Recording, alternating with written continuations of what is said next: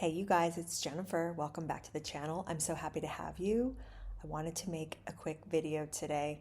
I didn't even plan on filming. I went out this morning to get a mammogram. Not fun. If you've ever had one, and I'm sure a lot of you listening have, they are the worst. They are so bad.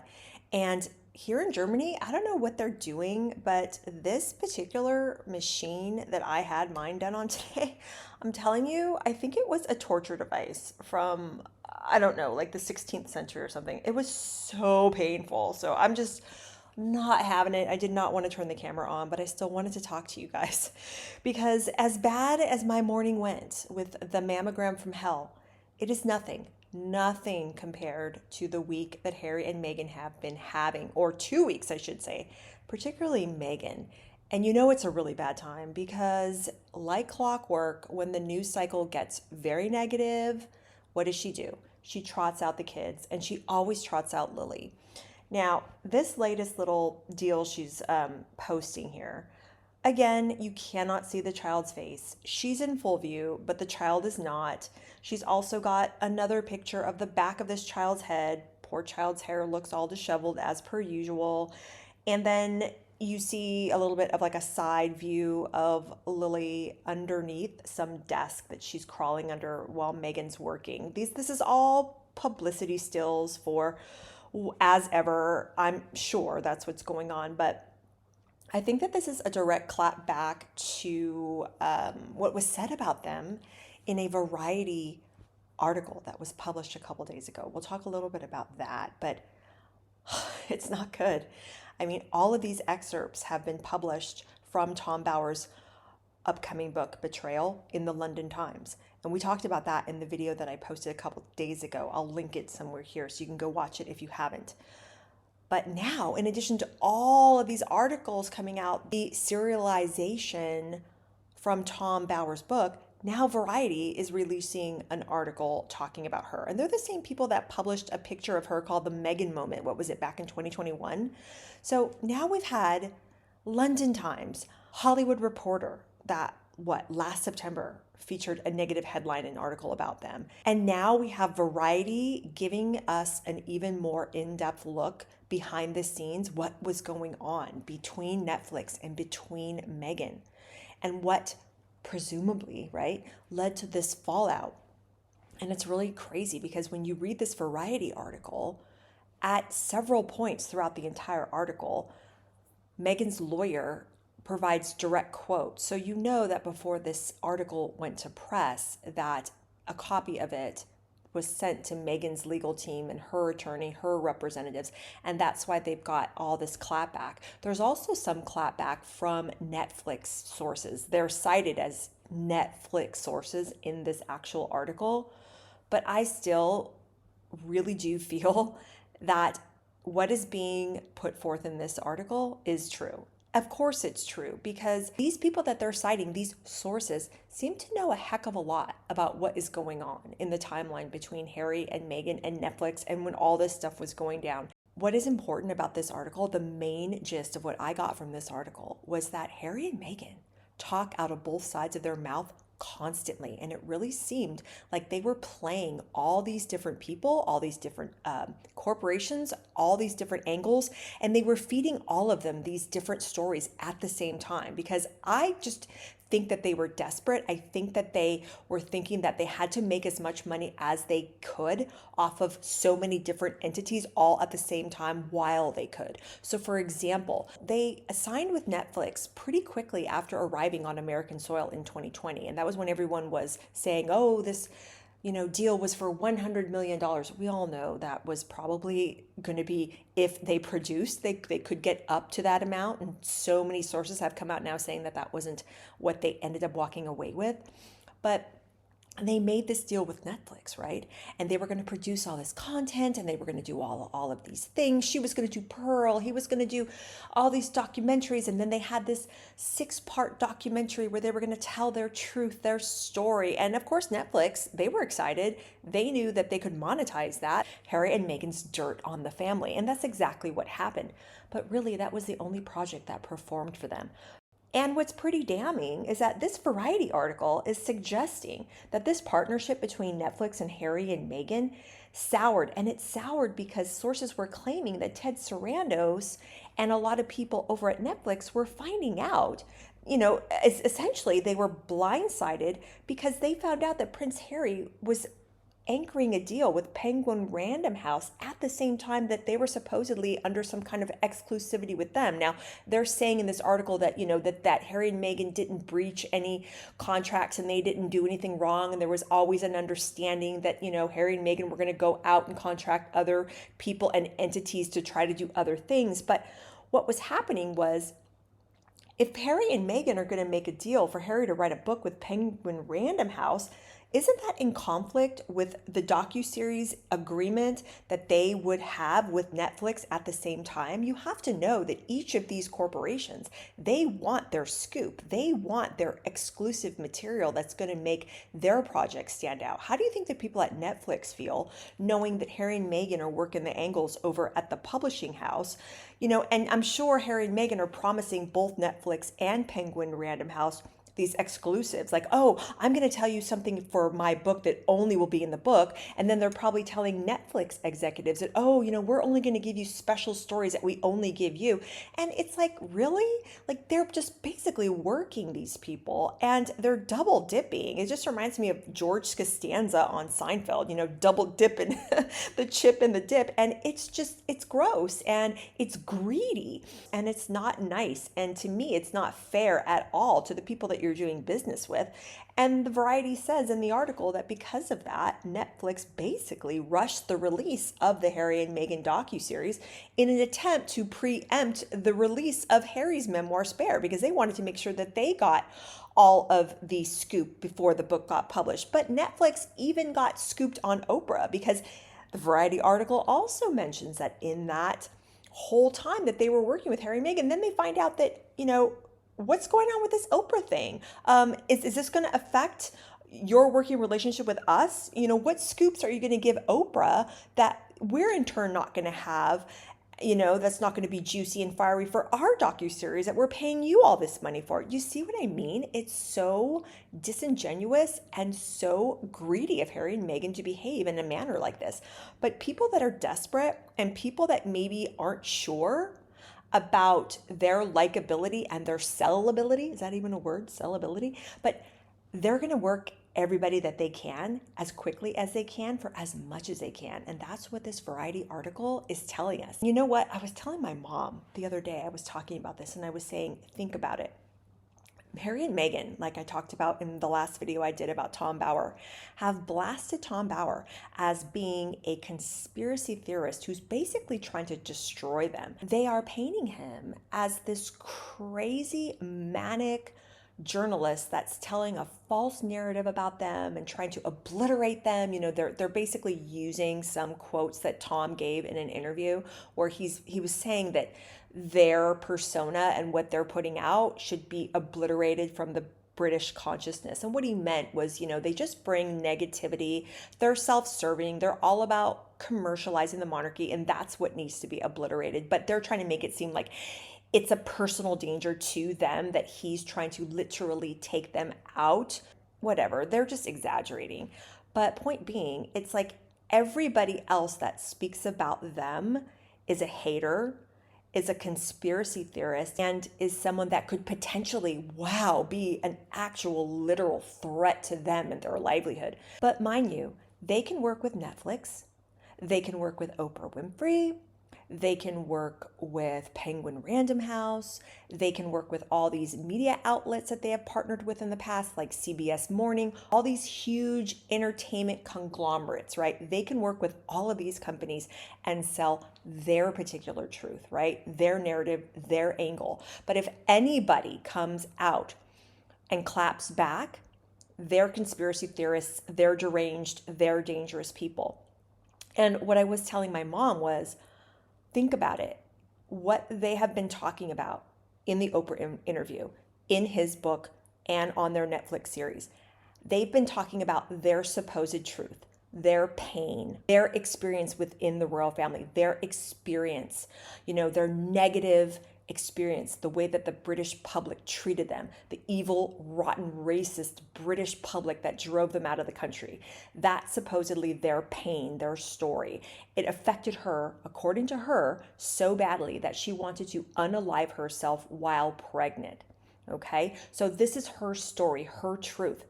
Hasn't she been trying to monetize it this entire time? And not only that, not only just trying to monetize it with one company, but with several, and trying to time that monetization so that they can get the most out of it at every single turn. I mean, if she really, really had a horrible, rotten, evil experience where she really felt like she was driven out of the country and her life was at stake, which is what she tells us, that's been her narrative since day one of Megxit, was that she was driven out and she was going to unalive herself if she didn't get the heck out of Dodge. She had to get out of the family because she was going to off herself if she didn't. That's how grave the situation was. If that really, really was true, why did her husband walk back those accusations in that interview that he gave with Tom Bradby, where he's like, Meghan never said that. She never said that. The British press said that. They've walked everything back. They've completely downplayed it, and you haven't heard a word since. And I did a whole video, and I'll link that one, about how I felt that she used the tragedy of attempted, unaliving people that have done that to basically call attention to herself and gain attention and favorable attention so that she could monetize her pain. So if she really had gone through those things, I don't believe, in my humble opinion, that a person who has really gone through those things is trying to make money off of that story. And that's exactly what she's tried to do. I mean, if it really, really was true, and she was telling Netflix that, and Oprah, and he was telling his book publishing people that, why haven't they said, we're going to donate a portion of this to women that are pregnant that have those tendencies, and we want to make sure that people get the help they need, or come out with a docuseries or something relating to the pain that she's gone through regarding that, or something going through how to actually combat real racism, not the type that she says that she experienced. I'm sorry, but she's got first world problems. I personally don't believe that woman ever experienced any type of R-ing in the British royal family. I do not. I think that family gave her a chance. They gave her chance after chance. But not only that, the Queen welcomed her into the family, fast-tracked her into the family. She spent Christmas with the family before she was even married to Harold. Catherine never was afforded that privilege. The only time that Catherine ever spent a Christmas with the royal family was after she'd married into the family. I believe it was 9 or 10 Christmases when she was with William as his official girlfriend. I don't know if it was up to 10, but I know that it was almost a decade. Not once did she ever spend time with the family for a holiday. And she was a long-term girlfriend. So do not tell me that woman was not afforded special privileges by the Queen. She was. So I know I'm getting worked up, but I gotta tell you, this article in particular just shows, in my opinion, how devious they are. They are so devious because they are taking their supposed pain and they're monetizing it and they're trying to make money off it. And now they're turning around and they're accusing Tom Bower of building a career on negative narratives and, trying to take them out. And he's a threat and he's deranged and he's a conspiracy theorist and all that. It's like, are you kidding me? Are you kidding me? So you're the only one that's allowed to monetize your pain and your story and your narrative. And they're trying to say that, oh, he doesn't know them. And because he doesn't know them, how dare he write about them? Oh. What's your response to their response to the book? Well, I wonder what deranged melodrama is. I mean, I was very grateful for them to knock the book because it pushed the book to #1 on Amazon. But I think the idea that you can only write about people you know is just ridiculous, because otherwise there'll be no history written. But more to the point, the Sussexes only will talk to people who repeat their own narrative. Yes. And who they can control. So the idea that you could get the truth from the Sussexes is contradiction. Hang on now. Meghan's truth is a truth all by itself. That is true. Her truth is the truth. And, he fires back, and rightly so, says, that is the stupidest statement that one could ever make. It just shows you how out of touch statements that they make really, really shows their stupidity. It's unbelievable. So that Variety article comes out.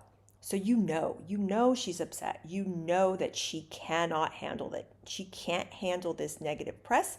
She can't handle this negative attention. But the chickens are coming to roost. Everything that they've done is coming back to them because you cannot live your life in the public sphere like this and, in my opinion, act in overtly deceitful ways and not have any of this back up on you. With everything that they've done and this trail that they've left in their wake, that there's not going to be some backup. But of course, we get this. We get the Instagram video. Now, that Variety article, it talked about how, I guess when Meghan was on Zoom calls with Netflix executives, that she would leave the Zoom calls for long stretches. And some people, some sources were claiming that they felt she didn't really like what was being said. She didn't like the feedback, so she just left. But then, of course, her sources have to clap back saying, well, she's a mother, she's a busy mother, so that's why she left the phone call. Please, okay? I'm a busy mom. I don't have nannies. I don't have drivers. I don't have cooks. I don't have publicists. I don't have any of that. I don't have 14 bathrooms. But when I'm on a live with somebody, or I'm filming a video, or I'm doing a voiceover, my kids know mama's working, doors closed, don't come in.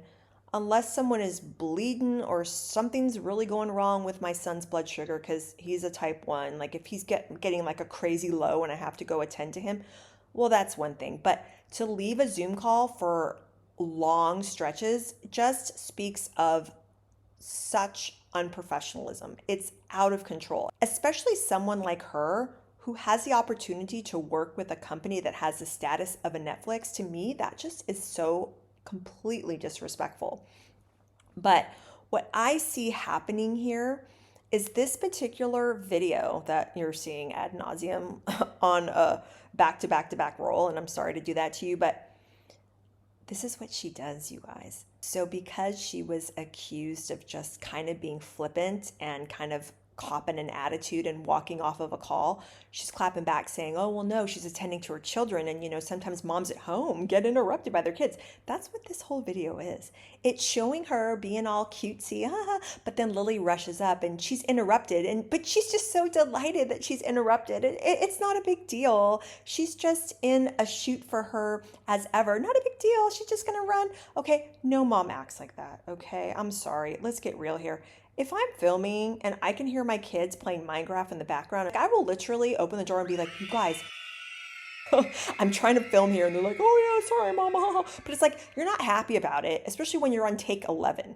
Okay, so I don't buy any of this garbage. I don't buy any of it.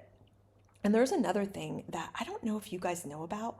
I just found out about this and I think it's kind of interesting. It has to do with a law that was passed in California.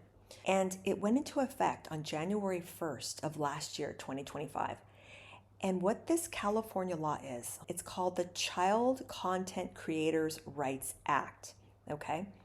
What this law explicitly states is that it requires parents who monetize their kids on social media platforms like TikTok, YouTube, Instagram, they have to take a portion of those earnings and put it into an established trust for the child. And what they also have to do is they have to keep meticulous records. So there's something in this law called the 30% rule. And what it says is that if a minor is featured in 30% or more of a creator's compensated content, that creator must deposit a proportionate share of those earnings into a trust. And they have to establish this trust for this child. And I think that the stipulations are something like if the vlogger earns at least, say, $1,250 a month, that they have to deposit a certain share of these earnings into a trust. And the record keeping that these parents have to do, it's insane. They're legally required to keep these detailed records, and they have to put total minutes that they were on the screen and the specific earnings generated by that content. And the reason why this law even came into effect in the first place is because there was a lot of financial abuse going on in these mommy and family vlogging communities on these social media platforms. These kids, I mean, like Ruby Frankie comes to mind, right? That 8 Passengers channel that she had. And these parents are effectively using these kids as marketing tools to gain clicks, to gain views. They're making money, but the kids aren't getting anything. And this law is like, no, like you have to ensure that you provide some compensation for these kids in exchange for what the law reads as labor, because they are working, and they want these kids to be left with something once they reach adulthood. And if these parents are failing to comply, the law will say that these minors will then have the right to sue their parents when they get of age for actual or punitive damages once they return 18, or if they are legally emancipated before they reach the age of 18. So this is crazy. And again, if the minor appears in 30% or more of a creator's compensated content over a 30-day period, then the parent or guardian has to maintain these records that track how often they made an appearance. They have to categorize all the vlogs and the posts that they put and the compensation that they generated, and that the parent has to establish that trust. They have to. And if they don't, they can be fined. The reason why the parents have to keep such detailed records is because, again, if that minor ever chose to take legal action against the parents to find out, what are they due? What compensation are they due as it pertains to all of these records? And I was just wondering who's out there also watching this and who's also keeping track of how often Archie and Lily appear in her content. Now, if you'll notice, if you look on her As Ever grid, they're not featured on there, really. There was a post a couple of days ago that shows Lily's hands inside Meghan's hands when she was announcing that collaboration with that flower box company. I don't even know what the heck they're named.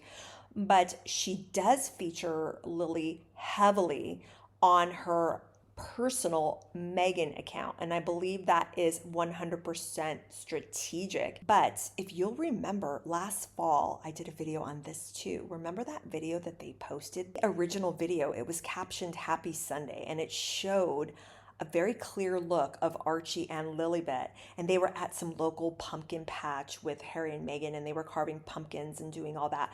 But the original reel, within hours of being posted, they had completely edited it and cleaned it up because there were several spies out there in the social media world that were like, hey, we can see their faces, and we can see their faces clearly. So then there was an edited version of the footage that was later uploaded that basically cut out and blurred those frames where the kids' faces were visible.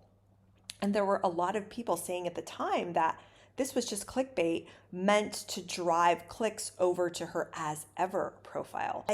My spidey senses are telling me that the reason that she did that was to avoid triggering that 30% threshold, because hopefully she does have somebody legally advising her saying, hey, like these kids, you better not put them in 30% or more of this content within a 30-day period, because if you do, you have to establish that trust. Even if you wise up and you never again feature them in more than 30% over a 3-day period, but even if you do it once, the law says, it goes into effect, and you got to establish that trust, and you have to contribute to whatever those posts made during that period, and you cannot close down the trust. Even if you never feature them again ever, they're still subject to that money in that trust when they come of age. So this is all sticky. This is all not a good look. And I do remember hearing some grumblings over the last year with a lot of people on social media saying, hey, there have been a lot of different family vlogging and mommy vlogging channels that were based in California. And then all of a sudden last year, we're moving to a different state and all that. And everyone was like, yeah, I wonder why. Because you look at your kids like cash cows, and you look at your kids as something that you can monetize and make money off of. And it's like, not so much. So she better be careful. That's all I'm thinking. She better be careful. But it's really sad, though, that she's even resorting to these tactics, because Harry has really put his foot in his mouth over the years. And I have a little gem I'm going to play for you of Harry from 2022, where he's basically talking about the dangers and the ills of social media. The way we experience technologies like social media isn't working and needs to be fixed. My kids are too young to have experienced the online world yet. And I hope that they never have to experience it as it exists now. No kid should have to. I feel I can keep them away from the online harms that they could face in the future forever, but I am learning to know better. I've learned that without meaningful change to the way we hold technology accountable and approach designing technology in the future, we will not be able to stop our kids from being subjected to addictive products.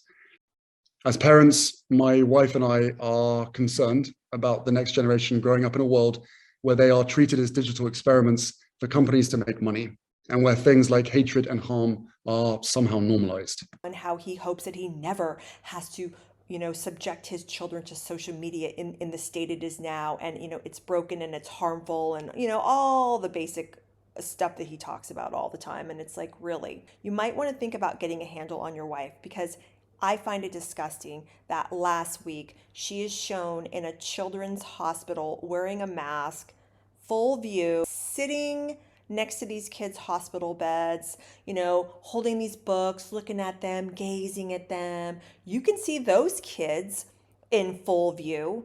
Some would argue that she's exploiting those sick children. Is it okay to exploit other people's children, Meghan? Is it okay to do that, but yet you're going to put a little heart over your kids' faces when they look and face the camera on your own social media? Why the cameras, Meghan? Why the cameras? Why did you guys need cameras when you went to Jordan? Why do you need cameras going to that children's hospital this past week? Why can't you just quietly donate behind the scenes? Just quietly donate. And if you're going to publish anything about it, just have it be a blurb on your website that nobody goes to anyway. But at least you can say that, oh, it's got some type of visibility out there. Or just get a little bit more honest with us at this point. Then, of course, you've got this Her Best Life retreat that she's set to appear in Sydney, Australia, April 17th through the 19th. And it's at the Intercontinental Hotel. And these prices for this supposed VIP experience, a little over 3,000 Australian dollars. And it includes shared accommodations with a twin bed and meal vouchers and an opportunity to have a photograph with the Duchess herself. And there's supposedly a Q&A, but it's not a real Q&A. It's just basically being billed as like a fireside chat with Meghan, where that's not a Q&A. That's her sitting in front of a small group with a microphone in her hand, talking about the same old shtick and stories that she tells all the time. She's probably going to tell the dish soap story. She's probably going to talk about being an entrepreneur and building a business of tea and bookmarks that are $50 million that are the size of your thumb, or selling us candles that don't have wicks. And that's not a Q&A. That's just creating a safe space for her. And it's supposedly a highly supportive atmosphere. And there was even an email leak that detailed from these organizers of this thing that they wanted tightened security, and they wanted a highly curated guest list. And some people are even saying that they're vetting a lot of these people that are buying tickets. They want to make sure that they've never said negative things about them on social media. And it's just like, when are you going to get real with us? When are you going to give people an opportunity to actually speak to you like a human being and ask you questions? If this is what you're going to do, and you're going to put yourself in a space as a leader in the entrepreneurial lifestyle mommy space that she's telling us that she's a leader in, then you're going to have to open yourself up a bit and allow real people, normal people, to ask you normal questions. But she never wants to open herself up to anybody or anything. Everything is curated, everything is vetted beforehand. There's never been an interview where an interviewer has been able to come to the table and ask hard-hitting questions, like the way, for example, the BBC did with Andrew. And I think that Harry and Meghan know that that's what ends up happening when you just allow a journalist to ask you just stuff that the public wants to know. But everything is just their truth, their version of the truth, and their narrative. Let's get real. The Oprah interview wasn't an interview. It was just Meghan telling her story to Oprah the entire time, and Oprah going, what? Like, that's not an interview. Okay? It's not an interview. It's just a lot of BS. It's just a lot of manufactured BS. But what is so funny and so rich about this whole thing is that apparently this beach that's next to the hotel, that Intercontinental, it's called Koji Beach, and there's some type of poo ball controversy going on. Have you heard about this? A poo ball pollution problem.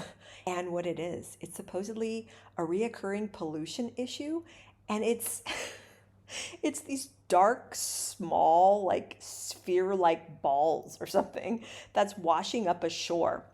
And it's been happening since late 2024 and all of last year. And I guess scientists and people that are studying this, they had initially thought that it was tar, but when they took it and they tested these balls that are washing up on the beach, it's actually human waste. And it's like cooking oil and soap and urban debris, I guess, that's kind of all coagulating together, forming these balls. And apparently the beach is technically open, but the water quality around the area, the beach around the hotel, is not good at all. And apparently swimming is discouraged for at least 3 days after rainfall because of the sewage overflowing in the area. And I found out when I was looking this up that it's kind of funny when you think about it that this is being billed as a wellness event. But apparently the locals, the Aboriginal community around there, the name of the beach, I guess, roughly translates to smelly place. So I'm like, oh my God. You cannot make this up. You can't make this up. So you've got these poo balls washing up on the beach near this hotel where she's going to talk to us about wellness and how to, live your best life for 3,000 Australian dollars. You're going to have to sleep in a twin bed with a stranger that you don't know. If you're lucky, you'll get a picture of her flashing her veneers with you. And oh yeah, and the hotel is, I guess, undergoing renovations. So a lot of people are online criticizing, saying, is the hotel going to be operating at full capacity to serve the guests with all their amenities by the time this thing is going on? Like what is happening? Because many guests, are they even going to be able to swim in a pool in the hotel, or are they going to be able to go in the ocean? Probably not. You cannot make this up. I'm telling you. So this is where we are this week, ladies and gentlemen. It's never a dull moment with these two. Never a dull moment. So this is where we're at this week. It's always something. It's always something with these two. But it's sad because what do you have in the center of this storm? You've got 4 people. 2 of them are phantom children, which a lot of people are even debating, like, who are these kids? No one's ever seen them outside of their Montecito compound. We only see the sides of their heads or their faces blot out with these little stickers, these heart little stickers or whatever on social media. She won't show us their faces, but yet she chooses to still shove these poor little children, these innocent, defenseless children, in our faces to monetize for her own platform. She's got a husband who is vehemently against all of this, apparently, allegedly. That's what he's campaigning for. They're campaigning for the rights of children online in the digital space and how they're being marginalized and how dangerous it all is. But look what his wife is doing. So you got these 2 walking contradictions, and these are the adults in their household. I mean, these kids, can you imagine having to live with and answer to these 2 who basically can't figure out what the hell they're doing? Does the concept of just slinking away and focusing on your family, which you supposedly love so much, and just getting out of the public eye, just bowing out, having a little bit of shame, having just a touch, a modicum of shame, does that thought ever enter into Harry and Meghan's mind at any point? Doesn't seem so, does it? Doesn't seem so. So I'm really, really glad that I learned about that little law that's going on in California right now. And I hope that she is doing right by those kids and has some type of trust for them, for the way that she's monetizing her kids. Maybe she's got someone on it and making sure that she'll monetize them 29.9% so she could just get in under that 30. Who knows? I wouldn't put it past her. But this is where we're at this week. This is where we're at. So the headlines can't get any worse. It's all coming out now, how devious and how shady and how manipulative these two are behind the scenes, and how they're trying to play all the angles to get as much as they can out of people. And this is not a way to live. This is not a way to live. And at some point, they're going to have to accept that not everybody can be wrong. Not everybody is a liar. When people come out with the same story over and over and over, different people on different continents, in different industries, are all singing the same tune about these two. And they don't see that there's something wrong here. They don't see that we're onto them. They don't see that putting her kid on another Instagram reel isn't gonna solve this situation that they find themselves in. Has nothing to do with the kids. It has to do with putting the big girl and big boy pants on and going away for a while. But if they're going to continue to do this, we're going to continue to talk about it. So I want you guys to let me know what you think in the comments down below. What did you think of the Variety article? What did you think of this latest post that she put up on Instagram using her daughter? What do you think of that California rule? And what do you think about this upcoming wellness retreat in Australia? Do you think it's going to go on? Oh yeah, and also I forgot to tell you that the lady that is putting on this shindig, apparently she's in a lot of financial trouble and owes almost what, $1 million Australian dollars for business debts and things that she's got going on, where apparently she wasn't working her business properly. And it's just like, you cannot make this up. Everybody that she associates with herself either has problems just like she does, or finds out who she is and who her husband is, and they don't like it, and eventually they speak their truth. Because this is our truth, Meghan. This is our truth, Harry. We're going to be out there and we're going to speak our truth. But unfortunately for you, our truths are backed by investigative journalists like Valentine Lowe, like Tom Bauer, like people in the palace, people who put out statements, like sources that they're being interviewed over the years about these people that were bullied and were harassed and were sent to tears because of her behavior and her husband's behavior. It is all coming back to them. It's all coming back to them. And it's going to be very interesting to see what happens after this Tom Bauer book is released, and even more fallout coming from that book. So I'll be right here watching all of it along with you guys. Thank you so much for watching. Like the video, subscribe to the channel if you haven't. I've got another chapter of Child Bride, the unauthorized biography of Pricilla Presley coming. I'm going to be filming another coffee chat coming up where I'm going to be talking about some other things that don't have to do with Harry and Meghan. But yeah, we've got some good stuff. So I will talk to you very, very soon. Thanks for spending the time, and I'll see you on the next one. Bye. Are you having fun, my love? Archie.